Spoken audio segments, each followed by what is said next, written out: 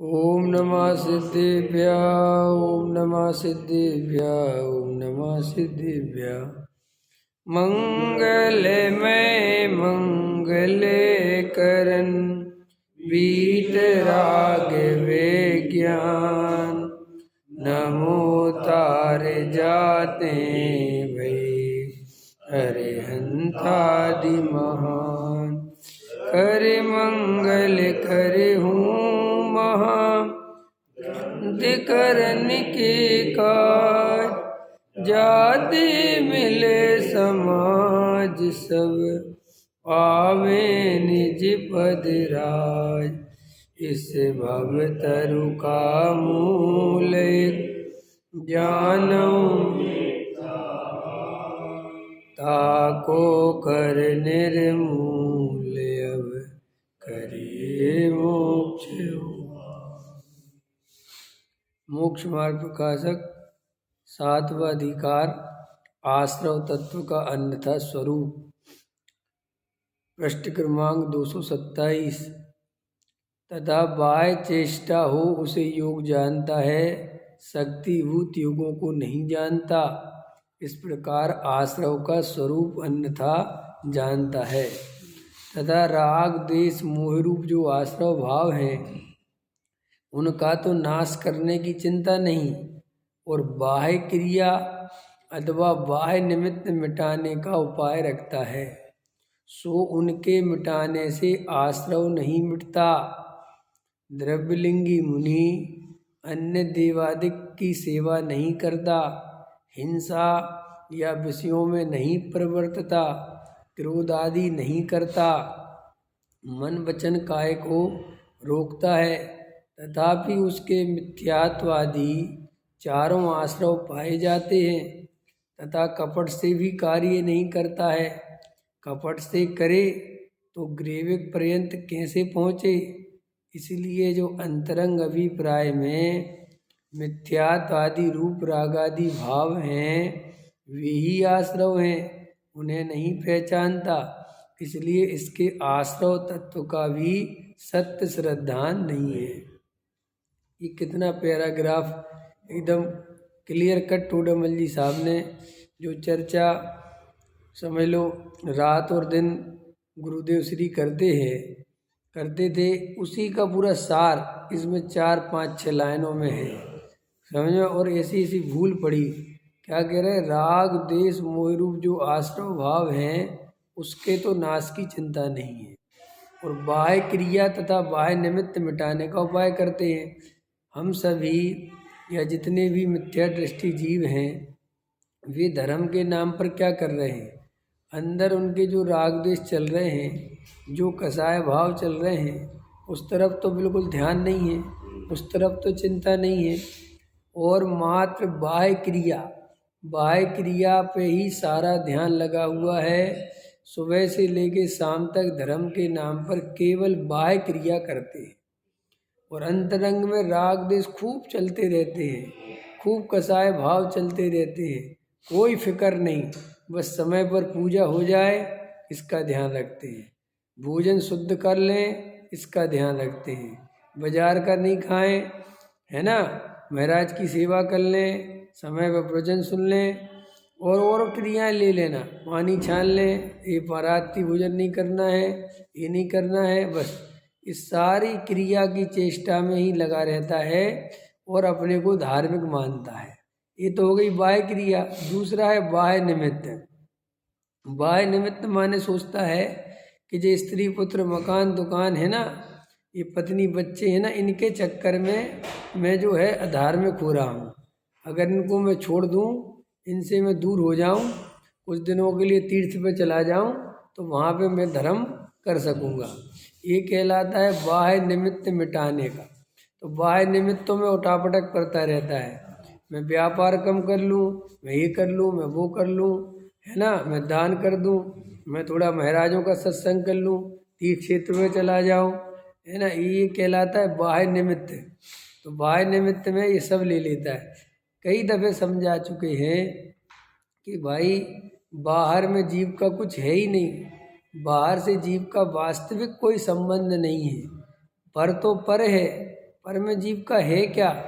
उसका कर्ता भोक्ता, उसका अच्छा बुरा करने वाला हमें नहीं हूँ। देखो, हमें ये बात अच्छे से समझ लेनी है। हमारे जीवन में जब भी दुख हो रहा है, हम जब भी दुखी हो रहे हैं, उसका कारण बाहर कहीं पर भी नहीं है। उस दुख का कारण हमारे स्वयं के अंदर है। और स्वयं के अंदर भी कोई वैसा नहीं है कि चलो एक कारण रखा हुआ है। स्वयं के अंदर है माने स्वयं की मान्यता में है, स्वयं के सोचने में है दुख। रियल में कहीं कोई दुख नाम की वस्तु नहीं है। ये जीव स्वयं आनंदपूर्ण है। सभी द्रव्य अपने अपने स्वचतुष्टय में रहते हैं और अपने अपने स्वचतुष्टय में ही परिणमित होते हैं। और एक द्रव्य दूसरे द्रव्य में प्रवेश नहीं करता, एक द्रव्य दूसरे द्रव्य की मर्यादा नहीं लांघता। और वास्तव में कोई किसी का कर्ता धर्ता नहीं है। जब कोई किसी का कर्ता धर्ता नहीं है, कोई किसी का अच्छा बुरा क्यों करे? ख्याल में आया? और जब कोई किसी का कर्ता धर्ता नहीं है तो दुख की भी बात नहीं बची। जब सभी द्रव्य अपने आप में परिपूर्ण है, कोई द्रव्य छोटा बड़ा है नहीं। अरे भाई, एक पुद्गल परमाणु भी अपने आप में परिपूर्ण है। उस पुद्गल परमाणु को भी परिणमन करने के लिए, अपना कार्य करने के लिए किसी पर द्रव्य की जरूरत नहीं है। इतने से पुद्गल परमाणु को, ख्याल में आया? वो ऐसी स्वयं की सत्ता लेकर स्थापित है। कौन? एक पुद्गल परमाणु। तो फिर मैं जीव द्रव्य हूँ, मैं भी परिपूर्ण तत्व हूँ। मेरे को किसी अन्य द्रव्य की कोई जरूरत नहीं है। मैं भी बिल्कुल वैसे ही का वैसा अपनी स्वयं सत्ता लिए हुए हूँ। मेरा परिणमन भी बिल्कुल स्वतंत्रता पूर्वक अपने स्वचतुष्टय में हो रहा है। ऐसा वस्तु का स्वरूप है, वहाँ दुख की कोई गुंजाइश नहीं है। फिर भी हम जो दुखी हो रहे हैं, फिर भी ये जीव इतना दुखी है, उसका मात्र कारण है मिथ्या विचार, उसका कारण है विपरीत मान्यता। वस्तु स्वरूप के विपरीत सोचना ही दुख का कारण है। क्या कहा मैंने? वस्तु स्वरूप के विपरीत सोचना असली दुख का कारण है। वास्तव में दुख नहीं है, रियल में वैसा कोई दुख नहीं है। कोई किसी को कष्ट नहीं दे रहा, कोई बात ही नहीं है। ये तो निमित्त की दृष्टि होने से ऐसा लगता है कि सामने वाले ने मेरे को दुख दिया है। दुख कोई नहीं दे सकता, दुख की गुंजाइश नहीं वस्तु स्वरूप में। जब एक पुद्गल परमाणु अपनी परिपूर्णता से परिणमन कर रहा है, तो मैं जीव द्रव्य हूँ, मेरे में किसी प्रकार की अपूर्णता है, मेरे में कोई कमी है, ये मान्यता ही दुख दे रही है। अंतर समझ में? हमारे सारे दुख का कारण क्या है? हमारी ये मान्यता। देखो, गहराई से विचार करो, बार बार विचार करो। कोई द्रव्य किसी द्रव्य का जब कर्ता धर्ता वास्तव में नहीं है, कोई किसी का कुछ करने धरने वाला नहीं है। जगत में सारे द्रव्य हैं, सब अपनी अपनी सत्ता में परिणमित हो रहे हैं। मैं भी अनादि अनंत जीव तत्व हूँ, मैं भी अपनी सत्ता में परिणमित हो रहा हूँ, लेकिन मैं ये स्वीकार नहीं कर रहा हूँ। मैं ये मान नहीं रहा हूँ कि मैं जीव हूँ। मैं क्या मान रहा हूँ? कि मैं शरीर हूँ। अब यहाँ से दुख की श्रृंखला चालू होती है। हाँ, वो ये हो गया ना। एक तो जैसे 6 द्रव्य वैसे एक द्रव्य मैं हूँ। मैं कोई अलग से नहीं हूँ, मैं कोई न्यारा नहीं हूँ। ये अपने को अलग करता है, इससे भी दुख होता है। अंतर समझ में आया? ये विशेष बनने की चाह भी दुख देती है। अरे भाई, जैसे चांद तारे फूल सब जीव, गाय बैल बस जानवर जितने सब हैं, ऐसे ही मैं भी हूँ। जैसे एक फूल रहता है, खिलता है, शाम को मुरझाता है, ऐसी पर्याय आती हैं जाती हैं। मैं भी आता हूँ जाता हूँ, इस पर्याय संबंधी मैं सदाकाल रहने वाला तत्व हूँ, जैसे सब द्रव्य रहते हैं। देखो, आप जगत में कोई भी ऐसी वस्तु बताओ जिसको आप नष्ट कर सकते हो। जब आप नष्ट नहीं कर सकते तो आप उत्पन्न भी नहीं कर सकते। ऐसी कोई वस्तु बताओ जिसको आपने उत्पन्न किया हो, कि मैंने किया है। ना आप उत्पन्न कर सकते हो, ना आप नष्ट कर सकते हो, और ना नष्ट होने की और उत्पन्न होने की व्यवस्था है। फिर दुख किस बात का? दुख इस बात का कि हम करना चाहते हैं, वस्तु स्वरूप में है नहीं ऐसा, और आप चाहते हो, बस यही से दुख चालू होता है। ये सारे दुख का लक्षण है, दुख का कारण है। इस जीव को आत्मा क्यों जानना है? किसी ने प्रश्न करो कि हमें आत्मा क्यों जानना है, हमें आत्मा का अनुभव क्यों करना है? ये सब प्रश्न होने चाहिए ना मन में। इसलिए करना है कि तुम्हें अपनी सच्ची पहचान मिल जाए, तो तुम परद्रव्य को अपना मानना छोड़ दोगे, और परद्रव्य को अपना मानना छोड़ दोगे तो सुखी हो जाओगे। क्योंकि वो दुख का जो कारण है वो यही है कि तुम अपनी पहचान नहीं जानते।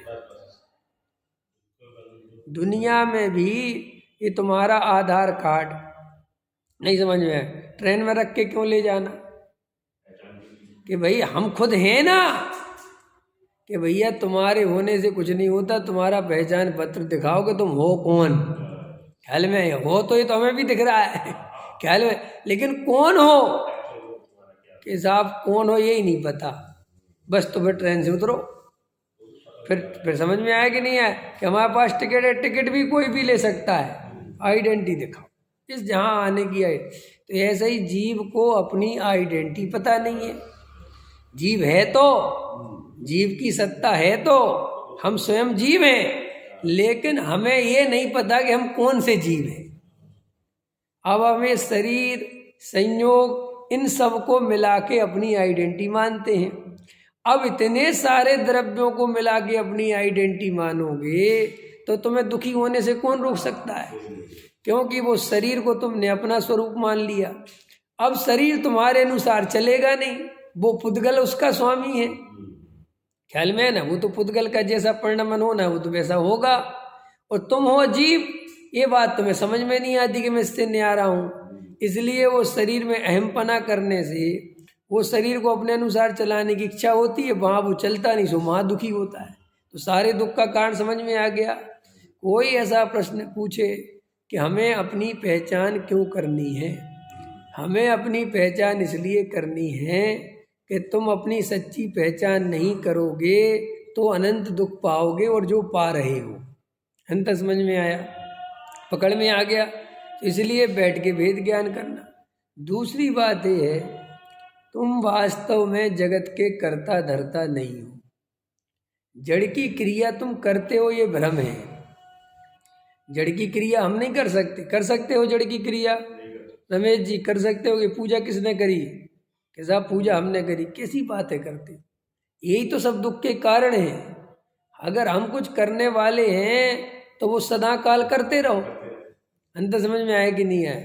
देखो, एक एक बात को गहराई से पहचानो, बहुत गहराई से पहचानो कि मैं किस किस चीज़ का करता हूँ। मैंने आपको किस बात से शुरुआत करी कि आपके जीवन में जब भी दुख हो तो आप तुरंत सावधान हो जाना और जान जाना कि ये दुख कहीं बाहर से नहीं आया है, ये दुख मैंने स्वयं अपनी कल्पना से पैदा किया है। जैसे आप रात्रि में सपने देखते हो, रात में सो जाते हो और सपने में शेर आया, तो शेर वास्तव में कहीं से आया है और बोलो, और आप डर रहे हो, आप भाग रहे हो, आपके पीछे शेर दौड़ रहा है, कुत्ता दौड़ रहा है, हाथी दौड़ रहा है, और आप भाग रहे बहुत तेज। आपको चोरों ने घेर लिया, आपका धन लूट लिया, आपका मकान गिर गया, आपकी पत्नी मर गई। ऐसा जैसा तुम्हें सपने में दिखाई दे रहा है वैसा वहां कुछ हो रहा है क्या? नहीं हो रहा, और तुम पसीना पसीना हो रहे हो। तो मेरा प्रश्न है, वो जो भी दुख चल रहा है, वो जो भी तकलीफ चल रही है, वो कौन पैदा कर रहा है? वो भ्रम कैसे हो रहा है? वो सपना क्यों आ रहा है? क्योंकि तुम सोए हुए हो। असली मुद्दा क्या है?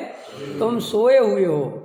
अगर जागे हुए होते तो सपने की क्या मजाल कि सपना घुस जाए और हमें डरा जाए। तो जैसे तुम नींद में सोए हुए हो और इस तरीके के सपने आते हैं जैसा है ही नहीं, और तुम डरते रहते हो। ऐसे श्री गुरु कहते हैं, तुम जो रात्रि में सोते हो वो नींद तो है ही, एक नींद ऐसी है जो दिन में भी चलती है और रात में और गहरी चलती है। ख्याल में आया कि नहीं है? दिन में इतनी गहरी तो नहीं चलती कि सपने आने लगे उस टाइप के, कि शेर दिखने लगे और तुम भागने लगो और डर जाओ।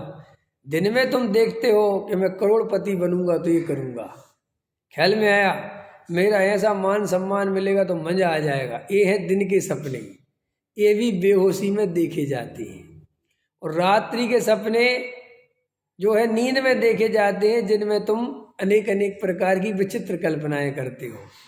तो जैसे सोया हुआ पुरुष अनेक प्रकार की कल्पनाएं अपने ज्ञान में करके खुद ही कल्पना करके खुद ही डरता है और होश में नहीं रहता कि कल्पना झूठी है, ये स्वरूप नहीं है, ऐसे ही अज्ञानी मिथ्या दृष्टि जीव रात और दिन ऐसी कल्पनाएं करता है, सुख की अथवा दुख की।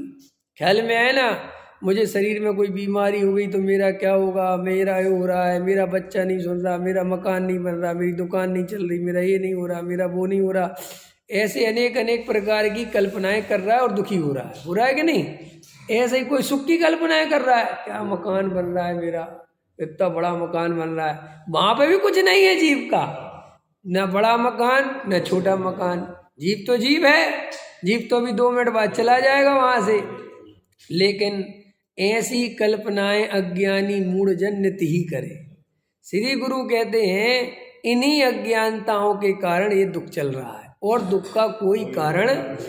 तो आपको ये फॉर्मूला, ये सूत्र समझ लेना है जीवन का कि मेरे दुख का कारण जगत में कहीं पर भी नहीं है, और मैं जब भी दुखी होऊंगा, अभी भी दुखी हो रहा हूं, तो उसका कारण मेरी स्वयं की कल्पना है जो मैं कर रहा हूं। पकड़ में आया कि नहीं आया? तो ये बाह्य क्रिया बाह्य निमित्त। देखो और चलो, देखो भाई, जगत में इस सारा अस्तित्व अपने अपने में मस्त है, कोई द्रव्य किसी द्रव्य के पीछे परेशान नहीं है। ये टेबल यहाँ रखी है तो रखी है, इसको कोई परेशानी नहीं। ये माइक है तो है, चल रहा है तो चल रहा, नहीं चले तो नहीं चले। सब द्रव्य, सूरज चांद तारे, सब पेड़ पौधे, सब अपने में आनंद से रह रहे हैं। ये जीव एक ऐसी कल्पना कर करके कि मैं कुछ बदल दूं, मैं कुछ चेंज कर दूं, इसके कारण दुखी हो रहा है। न जैसा परिणमन हो रहा है वैसा स्वीकार करते चलो तो दुख का कारण क्या है? देखो, हम किसी के कर्ता धर्ता नहीं है, ये बात और गहराई से समझना। कल विचार कर रहे थे कि गहराई से सोचो कि हम और आप सांस भी अपनी मर्जी से नहीं ले सकते। ले सकते हो? सांस के तो कर्ता तुम हो। एक छोटी सी सांस जो आती है और जाती है। रमेश जी, इस सांस तो आप ही ले रहे हैं कि कोई और ले रहा है? सांस कोई और ले रहा है कि आप ले रहे हो? अपनी सांस, जो सांस आ रही है, ऑक्सीजन अंदर आई, कार्बन डाइऑक्साइड बाहर गई, ये कौन कर रहा है काम? ये तो कम से कम तुम कर रहे हो। कौन कर रहा है? सीमा जी, मैं कर रहा हूँ कि नहीं? तो फिर ऐसा करना, ये सांस बंद नहीं होनी चाहिए कभी भी, क्योंकि सांस लेने वाले तुम हो, है कि नहीं? तुम्हारे हाथ में सांस लेना, तो तुम सांस लेना कभी बंद कर नहीं मत, तो मरोगे नहीं। अजर अमर हो गए कि नहीं हो गए? सांस अपनी ख्याल में हम लेते रहेंगे तो मरेंगे कैसे? ले सकते हो ऐसी सांस? है ताकत? इसका मतलब ये हुआ कि एक सांस भी अपने हाथ में नहीं है कि हम कितनी लेंगे और कितनी नहीं लेंगे। एक छोटी सी बात समझो, एक सांस लेने के कर्ता हम नहीं हैं, और तुम मकान, दुकान, स्त्री, पुत्र, कुटुंब, परिवार, रिश्तेदार, मंदिर, इन सब के कर्ता बनने के लिए राजी हो। कभी विचार नहीं कर पा रहे, मैं अपनी सांस खुद नहीं ले सकता। रोटी किसने खाई? रोटी किसने खाई अरविंद जी? रोटी किसने खाई? मैंने। और सांस नहीं ली तुमने, लेकिन रोटी किसने खाई? मैंने खाई। पूजा किसने करी? मैंने करी। सामग्री किसने बनाई? मैंने बनाई। बोलो, भगवान का अभिषेक किसने किया? मैंने किया। प्रवचन कौन कर रहा है? मैं कर रहा हूं। और वो कह रहे, अभी पूछा था सांस कौन ले रहा है, तो कह रहे थे मैं नहीं ले रहा। नहीं समझ में आया? चलो और बोलो, क्रोध कौन कर रहा है? मैं ही कर रहा हूँ, करके दिखाओ अभी। तुम उसके करता हो ना, करो क्रोध, करो इंजीनियर साहब, करो क्रोध अभी। कैसे कैसे कर दे, करो ना तुम करता हो। करता तो सही कहते हैं जिसे तुम हर समय कर सको। नहीं समझ में? करता किसे कहते हैं? जिसे तुम जब चाहो। अरे मालिकियत किसे कहते हैं? तुम मकान के मालिक हो, कैसे कैसे मानोगे कि मैं मकान का मालिक हूँ, जब चाहूँ बिकाऊँ निकाल सकता हूँ? नहीं समझ? मेरे हाथ में रजिस्ट्री कराना है, तभी तो मकान के मालिक कहलाते हो कि मैं मेरे नाम पे है। दूसरा आदमी तो नहीं कह सकता कि मैं तुम्हारा मकान बिकाऊँ निकाल सकता हूँ, कि तू कौन होता है निकालने वाला? तो मालिक किसे कहते? मालिकियत किसे कहते? जिसे तुम कर सको, तब तो मालिक कहलाओगे। तो तुम अब एक काम बताओ जिसे तुम सदाकाल कर सकते हो, और जब चाहे कर सकते हो, जब चाहे रोक सकते हो। बताओ एक काम बताओ कि साहब ये काम है, मैं जब चाहूँ कर सकता हूँ और जब चाहूँ रोक सकता हूँ। बताओ एक आध काम, एक काम बता दो कि चलो साहब ज्ञान दर्शन तो है, जानना देखना तो है, उसके कर्ता तो हैं, कि उसके कर्ता भी नहीं हो। नहीं, ज्ञान दर्शन के भी नहीं हो। राग देश तो बहुत पीछे रह गया, क्योंकि मैंने राग देश के लिए आपको एक क्रोध का उदाहरण दे दिया। तो क्रोध नहीं कर सकते तो प्रेम भी नहीं कर सकते। कि हम प्रेम तो कर सकते, करके दिखा, करो किसी से प्रेम। कैसे कैसे करें? जब आएगा तब आएगा। ख्याल में है ना? एक भाव बताओ अपना, एक परिणाम बताओ अपना कि इसका करता तो मैं हूं। बताओ। पूजा करने का भाव तो हमारा है कि भाई साहब वो भाव भी जब आना होता है तब आता है, वरना भगवान के पास घंटों खड़े रहो वो भाव ही नहीं बनता। और तुम कहते भी हो आज भाव नहीं बना, ये नहीं कहते आज मैंने भाव नहीं किया। क्या कहते हो? देखो तुम्हारी शब्दावली तो शुरू से ठीक चल रही है, तुम कहते आज भाव नहीं आया बिल्कुल। इसका मतलब तुम भी जानते हो कि लाने वाले करने वाले तुम नहीं हो। ख्याल में है ना? आज नहीं आया भाव, आज नहीं हुआ भाव। ख्याल में है ना? आज पता नहीं मुझे क्रोध आ गया, आ गया, मैंने क्रोध किया नहीं। ये अलग बात है कि जब वो क्रोध आ जाता है और तुम इतने सोए हुए हो, इतने तन्मय हो के भूल जाते हो ये आया है मैंने नहीं किया। इसका नाम मिथ्यात्व है। सम्यक दृष्टि को जब क्रोध आता है तब सम्यक दृष्टि जिस समय क्रोध आता है उसी समय ये भी जानता है कि आया है मैंने किया। लेकिन हम जब तक आया नहीं है तब तक तो यही बोलते हैं कि क्रोध आता है, मैं करने वाला। लेकिन जब आ जाता है तब ये नहीं बोलते कि आया है, तब बोलते मैंने किया। अंतर समझ में आया? हम वो लोग हैं जो घटना के पहले तो सावधान रहते हैं। समझ में आए? ऐसा होगा तो हम गाड़ी के ब्रेक लगा लेंगे, ये कर लेंगे, वो कर लेंगे। लेकिन जब वो सिचुएशन बनती है तो हम सब स्पीड दबा देते हैं ब्रेक की जगह। अंतर समझ में आया कि नहीं आया?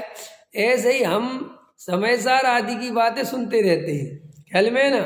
और अभी सब सुनते रहोगे, मैं राग का करता नहीं हूँ, मैं क्रोध आदि का करता नहीं हूँ, मैं दुकान मकान का करता नहीं हूँ, मैं कमाने धमाने वाला नहीं हूँ, मैं भोजन बनाने वाला नहीं हूँ, मैं तो जानने देखने वाला। कब तक? जब तक समय सार की क्लास में बैठी है तब तक। और जैसे ही क्लास से बाहर हुए, समझ में आया? और फिर जो जो भाव हुए वो सब मैंने किए। अभी एक बात बता, दुकान तो जाना ही पड़ेगा ना, दुकान तो खोल गया। अभी तो तुम समय सार में कह रहे थे कि मैंने कहा करता नहीं हूँ, कि वहाँ समझ में आ रही थी कि करता नहीं हूँ, क्योंकि वहाँ तो मैं बैठा था, वहाँ तो कर नहीं रहा था। लेकिन अब तो मैं ही कर रहा हूँ। अंतर समझ में? अब कौन कर रहा है? दुकान कौन खोल रहा है? मैं खोल रहा हूँ। यहाँ से ये सब मिथ्यात्व भाव चलते रहते हैं। और हमारे जीवन में ये प्रश्न बने रहते हैं कि साहब हम इतना समय सार सुनते हैं, हम इतनी आत्मा की बात सुनते हैं, हमारे जीवन में कोई वो वाली बात आती क्यों नहीं? हमें सम्यक दर्शन, सम्यक दर्शन माने या करता, सम्यक दर्शन माने वही ज्ञायक भाव, वो साहब हमारे अनुभव में क्यों नहीं आता? हमारा निर्णय क्यों नहीं बनता? भाई इसलिए निर्णय नहीं बनता कि तुम उसकी गहराई में नहीं जाते हो, ऊपर ऊपर सुनते रहते हो और घर चले जाते हो और काम में लग जाते हो।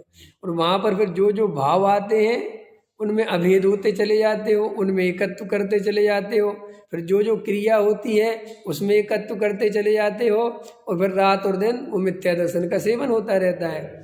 इसलिए सम्यक दर्शन होना कितना सरल है। अगर जीव जागृत रहे और गहराई से देखे कि अरे क्रोध आया है, क्रोध मैंने किया, मैं कौन होता हूँ क्रोध करने वाला। क्रोध आया और गया, राग आदि भाव आए और गए, मैं इनका कर्ता वास्तव में नहीं हूँ। अरे जब मैं शरीर में चलने वाली प्रति समय जो श्वास है उसको भी अपने हिसाब से चला नहीं सकता, वो कब रुक जाए मुझे ही नहीं पता। एक छोटी सी सांस भी मेरे हाथ में नहीं है, उसको चलाना भी मेरे हाथ में नहीं है, तो मैं जगत को चलाता हूँ। ये कैसे पागलपन की बात है। मैं इतना बड़ा कर्ता भोक्ता बनता हूँ, इतने अहंकार को पुष्ट करता हूँ।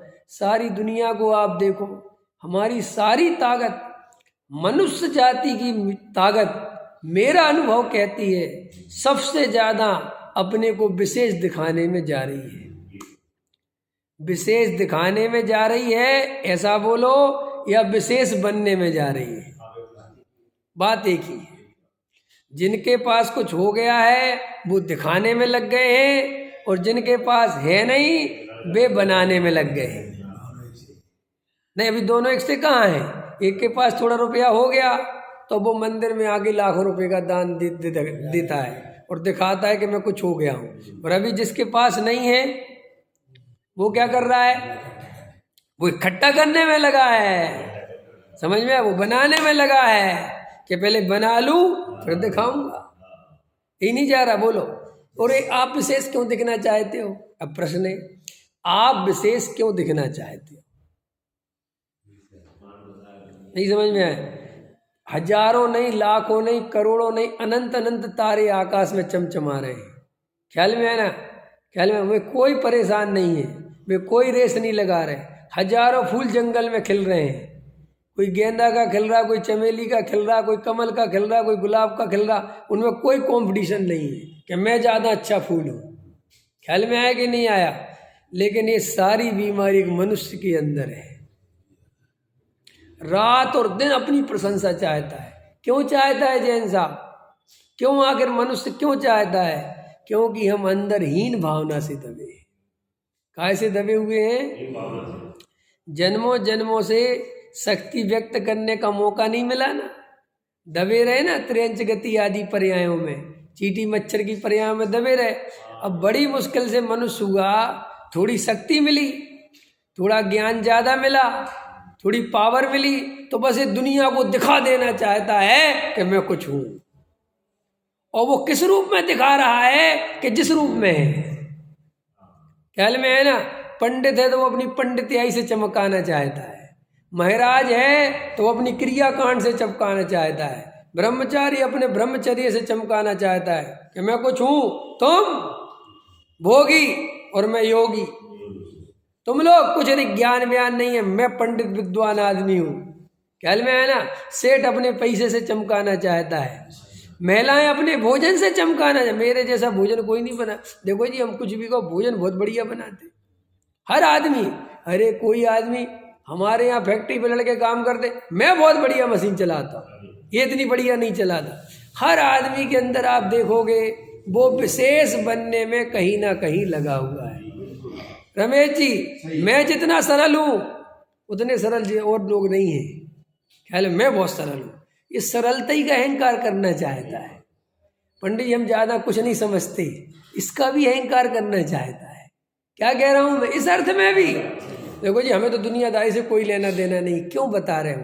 शांति रहो ना, नहीं लेना देना। ये नहीं लेना देना भी, इसके भी नंबर चाहिए। हमें हर चीज के नंबर चाहिए। हाँ, आपके सर पे बाल नहीं है, अरे भैया आपके बारे पंडित जी क्या रखा? क्या होता है बालों से? बुद्धि होनी चाहिए। ख्याल में कहीं पर भी अपने को किसी भी कीमत पे मैं कमजोर सिद्ध ना हो जाऊं। रात और दिन काय में ताकत लगी है, क्षयोपशम ज्ञान नहीं है तो बोलता अरे क्षयोपशम से क्या होता है? क्या होता है क्षयोपशम से? अच्छे अच्छे पंडितों का क्षयोपशम होता है। क्षयोपशम से कोई धर्मात्मा होता है? हर चीज में आप देखोगे, आप पूरे टाइम अपने को विशेष दिखाने में जीवन जाए। अब जो महंगे महंगे कपड़े क्यों पहनना चाहते? सोचो सोचो, आपको लगता है आपको अच्छा लगता है, भ्रम है। आपको अच्छा क्यों लगता है? अच्छा, एक बात है, जो महंगे महंगे कपड़े पहन के अच्छा क्यों लगता है, इसका जवाब देना है। मैं कहता हूँ अगर तुम्हें सच बताओ, मैं एक मिनट, महंगे महंगे कपड़े पहनना अच्छा लगता है तो घर में पहन के रहो। चलो छोड़ो, जंगल में लेके चलो, पहनो महंगे कपड़े, जहाँ कोई नहीं है वहां लेके चलो, वहां कि साहब वहां क्या करेंगे? इसका मतलब ये है तुम्हें कपड़े पहनने में मजा नहीं आता, तुम्हें सबको कपड़े पहनकर मैं कुछ हूं। मूल में बीमारी एक ही है, आप चिंता मत करो। मूल में बीमारी क्या है? कपड़े बीमारी नहीं है, भोजन बीमारी नहीं है, पैसा बीमारी नहीं है, रूप बीमारी नहीं है, पंडित्याई बीमारी नहीं है, नेतागिरी बीमारी नहीं है, कोई बीमारी नहीं है। मूल में बीमारी सिर्फ एक है, और वो है मैं कुछ हूं। अब वो मैं कुछ हूं, उसके व्यक्त होने के तरीके परिस्थितियों पर डिपेंड करते हैं।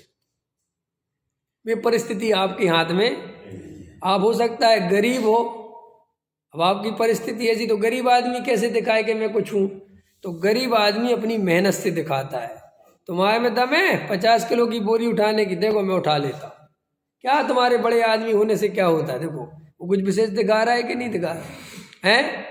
हर आदमी अपने जीवन में पूरे जीवन का 90% हिस्सा अमूल्य मनुष्य भाव इसी काम में खो देता है कि मैं दुनिया को कुछ दिखा दूं। और मजेदार बात सुनो, तुम दुनिया को दिखाने में लगे रहते हो, दुनिया फिर भी देखने को तैयार नहीं। तुम सारी चेष्टा करते हो कि दुनिया मुझे देखे, और मजेदार बात है, अरे वो भी तो उसी रोग से पीड़ित है, वो सोचता है तू मुझे देख। समझ में आया है? हाँ, एक दो कवि थे तो आपस में मिले, तो पहले कवि ने दूसरे कवि से कहा, भाई साहब नमस्कार। बोले नमस्कार। बोले और क्या, कहाँ रहते हो आप? बोले दिल्ली में रहते। अच्छा अच्छा, क्या काम करते? बोले मैं एक कवि हूँ। और बोले आप? बोले भाग्य से मैं भी दिल्ली में रहता हूँ, मैं भी एक कवि हूँ। अरे बोले वाह वाह वाह। तो बोले साहब अभी मैंने नई एक कविता लिखी है, एक कविता सुना दूँ आपको। बोले नहीं नहीं, पहले मेरी सुनो। ख्याल में आया कि नहीं आया? अरे बोले साहब आपकी भी सुनेंगे, पहले हमारी सुनो। और उसने जैसे ही सुनाई, उसने कहा बहुत बढ़िया, उसने दौड़ लगा दी। क्या? जिसने सुनाई वो सुना के उसने दौड़ लगा, अब वो उसके पीछे दौड़ रहा, कह रहा मेरी तो सुन ले। वो कह रहा मुझे नहीं सुननी। ख्याल में आया कि नहीं आया? ये चुटकुला नहीं है, यही है जीवन। रात और दिन इसी काम में लगे हो, तुम अपने दुख सुनाते हो बड़े से बड़ा बड़ा के, जितने नहीं उससे भी बड़ा बड़ा के।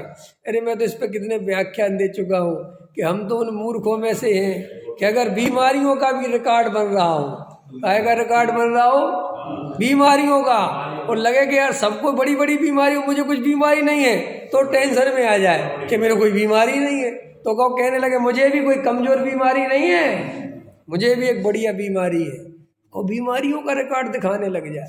आने वाले समय में हो जाए कि तुम्हें डायबिटीज नहीं है, अगर तुम्हारा बीपी कंट्रोल वंट्रोल है, तो लगता है कि तुमने ढंग से खाया पिया नहीं है, कि गरीब आदमी हो तुम, कोई और स्टेटस बन ही जाएगा कुछ दिन बाद। जिसको ये बीमारी नहीं हो वो गरीब, ख्याल में है ना? क्योंकि अब कहते भी ये बीमारियां किसकी हैं?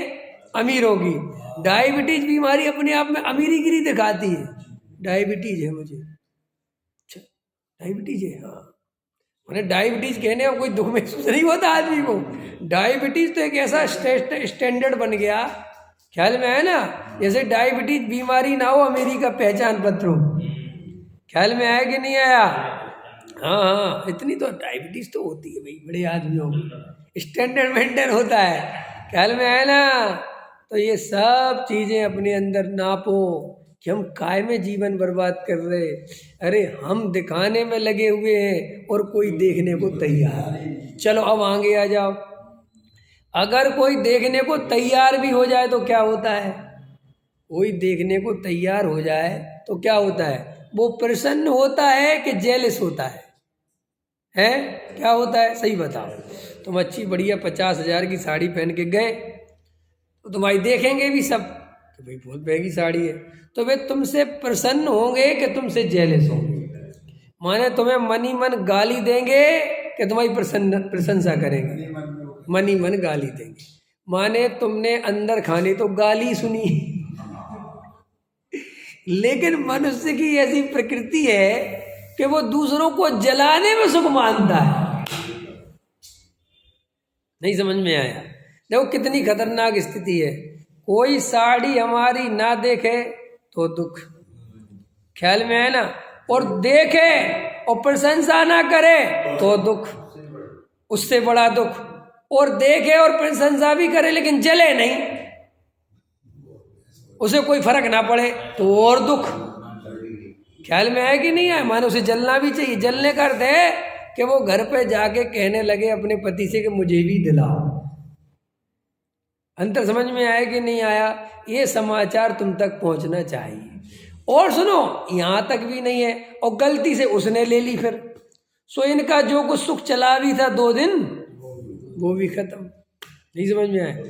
एक आदमी का बहुत बड़ा मकान था और जब भी उसके नगर में कोई साधु संत या सज्जन पुरुष जो भी आते थे, VIP आते थे, वो उनको अपने मकान में रुकाता था और बड़े चाव से अपना मकान दिखाता था। देखो साहब मेरा, जितने बार आते थे तब दिखाता। पूरा बाग बगीचा था, बहुत बड़ा मकान था, 2000 गज की कोठी थी, सब दिखाता था।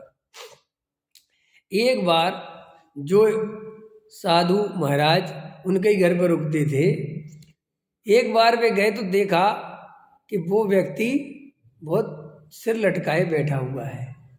और समझ में आया, वे कहीं और रुके थे तो उनने कहा घर नहीं ले चलोगे? उनने कहा चलो घर चलो। घर ले गया, लेकिन वो मन नहीं था जो मन पहले था। तो बोले क्या बात, आज बड़े परेशान से हो और घर नहीं दिखा रहे? क्योंकि हर बार दिखाता था। बोले अब क्या दिखाऊं, अब घर का मजा खत्म हो गया। बोले क्यों, क्या हुआ? बोले हमारे पड़ोसी ने 4000 गज का बना लिया, अब उसके सामने हमारा कुछ भी नहीं है। ख्याल में आया कि नहीं? करे आपको देखना हो तो वो देखो। ख्याल में आया कि नहीं आया? अब बताओ कितना पराधीन है तुम्हारा सुख, कितने पागलपन से भरा हुआ है सुख। कभी विचार तो करो कि ये जिंदगी क्या हम ऐसे ही जी जी के मर जाएंगे? क्या यही स्टेटस मेंटेन करने के लिए जन्म हुआ है मेरा? अरे आनंद से रहो, चांद तारे फूल खुशबू सब आनंद से मस्त हैं। सब द्रव्य अपने अपने में परिणमन कर रहे हैं, कोई द्रव्य किसी द्रव्य से लेना देना नहीं है।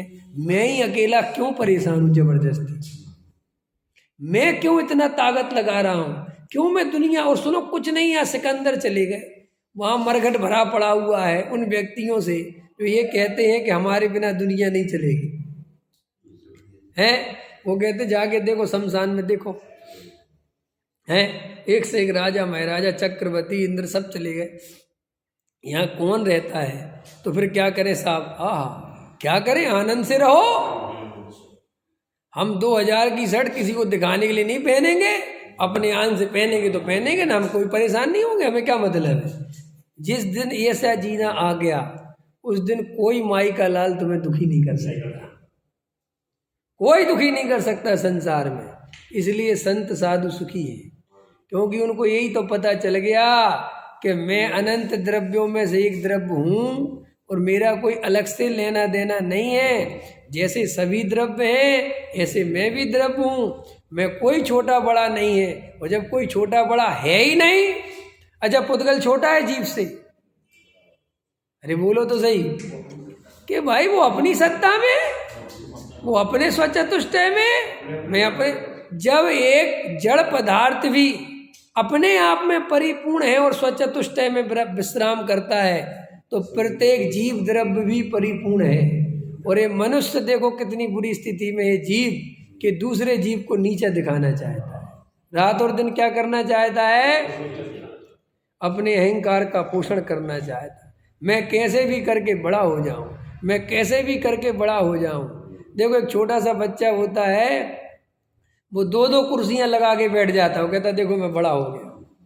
ये आज से नहीं है हमारी चेष्टा बड़ा होने की, ये शुरू से ही चेष्टा है कि मैं बड़ा हो जाऊं, बड़ा हो जाऊं, बड़ा हो जाऊं, बड़ा हो जाऊं। तो अपने को गहराई से पहचानो, अपना स्वरूप समझो। यहाँ पर टोडामल जी साहब कहते हैं जो अंदर में राग देश मोह भाव हैं उनके नाश की चिंता तुझे है नहीं। बाहर की क्रिया तू कर सकता नहीं असली बात, और वो क्रिया करना चाहता है, वहाँ खींचातानी करता रहता है, अहंकार का पोषण करता रहता है, अंदर मोह राग द्वेष चलते रहते हैं, उनकी खबर नहीं, अंदर कसाय भाव चलते रहते हैं, वेद ज्ञान की कला आती नहीं, अपने स्वरूप की खबर नहीं, इसलिए कसाय भाव मिटते नहीं। इस तरीके से टोडामल जी साहब द्रव्यलिंगी मुनि का जो उदाहरण दे रहे हैं कि वो द्रव्यलिंगी मुनि क्या करता है, बराबर क्रिया कांड करता है, विषय भोगों में प्रवृत्ति नहीं करता, नियम धर्म का सच्चा पालन करता है, फिर भी मिथ्या दृष्टि संसारी बना रहता है। क्यों बना रहता है? क्योंकि जो अंदर राग देश है उसकी तरफ उसका ध्यान, मात्र बाहर की क्रिया सही चलती रहे, ख्याल में आया ना, उस तरफ ध्यान है। ऐसे ही अपन भी छोटे मोटे तो हैं ही, ख्याल में है ना, वो तो द्रव्यलिंगी वैसे है, अपन दूसरे टाइप के हैं। अपन भी क्रिया कांड बराबर कर लिया, रात्रि भोजन छोड़ दिया, और दो चार नियम ले लिए, सुबह शाम मंदिर में आ गए, पूजा पाठ कर लिया, साल भर में 2-4 लाख रुपए का दान कर दिया, खुश होता रहता है, और अंदर विचार नहीं करता कि मेरे अंदर पूरे कसाय भाव भरे पड़े हुए हैं और ये पूरा जीवन इन्हीं कसायों की पूर्ति में जा रहा है, वो भेद ज्ञान की कला आती नहीं। ठीक है, इतना हो गया। अभी अपना अब कल से चलेगा वंद तत्व का अन्यथा रूप। सहजानंदी शोध